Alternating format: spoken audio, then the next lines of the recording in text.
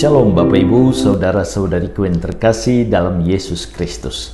Selamat berjumpa lagi dengan saya, Pastor Stefanus Chandra, dalam Insani, Inspirasi Sabda Allah Hari Ini, channel renungan yang sama kita cintai ini.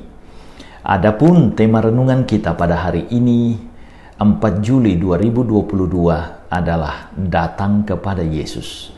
Mari kita awali permenungan kita ini dengan sebuah doa singkat. Dalam nama Bapa dan Putra dan Roh Kudus. Ya Yesus yang baik, selamat pagi, terima kasih untuk hari baru ini, terima kasih untuk undangan suci-Mu merenungkan sabda-Mu. Ubahlah kami menjadi lebih baru lagi, lebih baik lagi di hadirat-Mu, seturut kehendak-Mu. Engkau yang hidup bersama Bapa dan Roh Kudus, Allah memerintah kini dan sepanjang masa. Amin.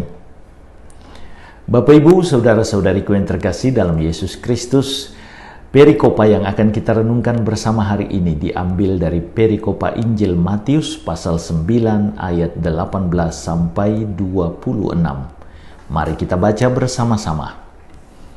Anak kepala rumah ibadat perempuan yang sakit pendarahan. Sementara Yesus berbicara demikian kepada mereka, datanglah seorang kepala rumah ibadat lalu menyembah dia dan berkata, "Anakku perempuan baru saja meninggal, tetapi datanglah dan letakkanlah tanganmu atasnya, maka ia akan hidup." Lalu Yesus pun bangunlah dan mengikuti orang itu bersama-sama dengan murid-muridnya. Pada waktu itu, seorang perempuan yang sudah 12 tahun lamanya menderita pendarahan maju mendekati Yesus dari belakang dan menjamah jumbai jubahnya. Karena katanya dalam hatinya, "Asal kujamah saja jubahnya, aku akan sembuh."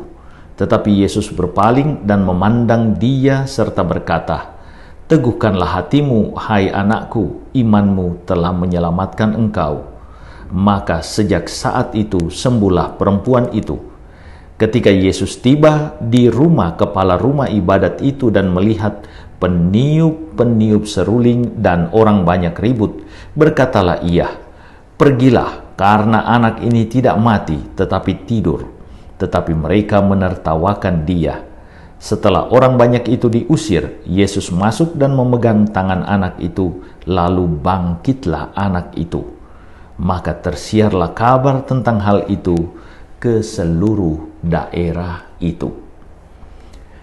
Bapak Ibu, saudara-saudariku yang terkasih dalam Yesus Kristus, bacaan Injil kita hari ini menceritakan pelayanan yang diberikan oleh Yesus yang mendatangkan kesembuhan dan sukacita bagi orang-orang yang berduka. Yesus tidak mengenal lelah dalam berkarya. Dia memberikan seluruh dirinya, seluruh hidupnya bagi keselamatan manusia. Manusia yang percaya kepadanya memperoleh keselamatan yang diharapkan, bahkan hanya dengan menjamah jubahnya saja. Banyak yang mengalami kesembuhan, bahkan ada yang dibangkitkan. Di antara dua kesembuhan dan keselamatan yang fenomenal yang ditampilkan oleh perikopa bacaan Injil hari ini, sangatlah menarik membahas penyembuhan dan pembangkitan anak seorang kepala rumah ibadat. Dalam paralel perikopa bacaan Injil hari ini, yakni dalam Injil Lukas pasal 8 ayat 40 sampai 56, kita peroleh identitas lengkap kepala rumah ibadat tersebut. Namanya Yairus. Rumah ibadat atau sinagoga pada zaman Yesus umumnya dikuasai oleh kaum Farisi. Maka besar kemungkinan Yairus, si kepala rumah ibadat, adalah kaum Farisi. Kita tahu bersama golongan ini selalu terlibat dalam diskusi berat dengan Yesus. Bahkan kaum ini, golongan ini mendapat kritik keras dari Yesus. Mereka dicap kaum munafik oleh Yesus. Lukas 11 ayat 42 sampai 43. Walau demikian, kelompok ini tidak bisa dibantah adalah kelompok agamawan yang taat beribadat. Meski kelompoknya seringkali bertentangan dengan Yesus, tetapi Yairus dihadapkan pada keselamatan anaknya.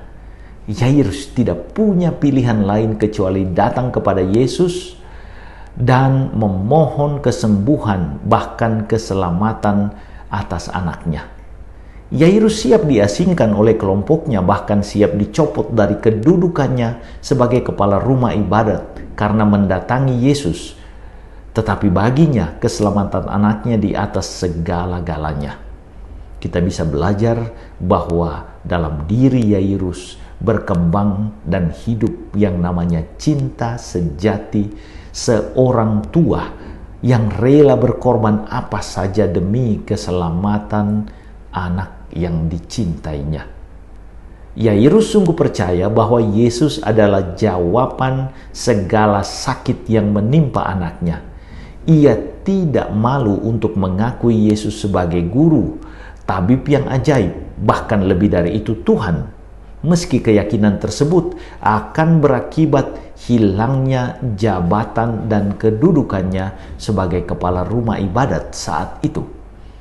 Keyakinan yang kukuh kuat atas kemahakuasaan Yesus juga diungkapkan oleh perempuan yang telah 12 tahun mengalami sakit pendarahan. Asal kujama saja jubahnya, aku akan sembuh. Keyakinan iman ini dan kegigihannya mencari dan mendatangi Yesus akhirnya berbuah manis. Ia memperoleh kesembuhan dan yang sungguh didambakannya.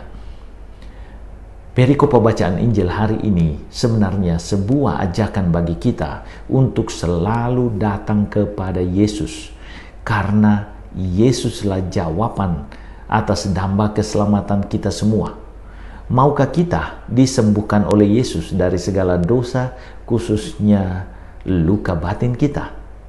Datanglah dan mohonlah dengan penuh iman hanya kepada Yesus bagi keselamatan kita. Tuhan Yesus memberkati. Ya Yesus yang baik, terima kasih untuk undangan suci-Mu bagi kami pagi ini. Layakkan kami untuk memuji memuliakan Dikau dalam hidup kami hari ini. Engkau yang hidup dan meraja bersama Bapa dan Roh Kudus, Allah memerintah kini dan sepanjang masa. Amin. Tuhan bersamamu. Berkat Allah turun melimpah atas saudari-saudaraku, keluarga saudari-saudaraku, pekerjaan dan usaha saudari-saudaraku, Bapa, Putra, dan Roh Kudus. Amin. Terima kasih saudara-saudariku yang telah mendengarkan Sabda Allah dan renungan hari ini.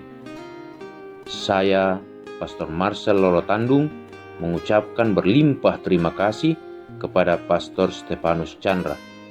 Semoga Pastor senantiasa diberkati Tuhan dalam setiap aktivitas dan pelayanannya. Amin.